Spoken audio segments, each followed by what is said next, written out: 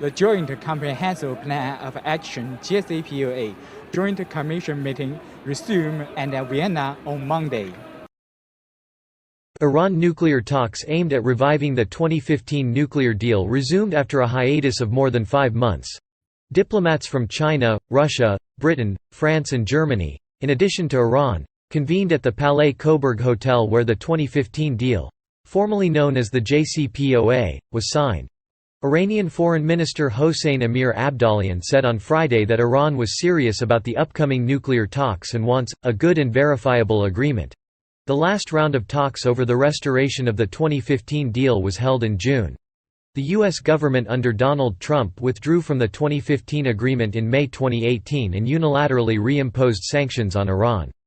In response, Iran has gradually stopped implementing parts of its commitments to the deal since May 2019.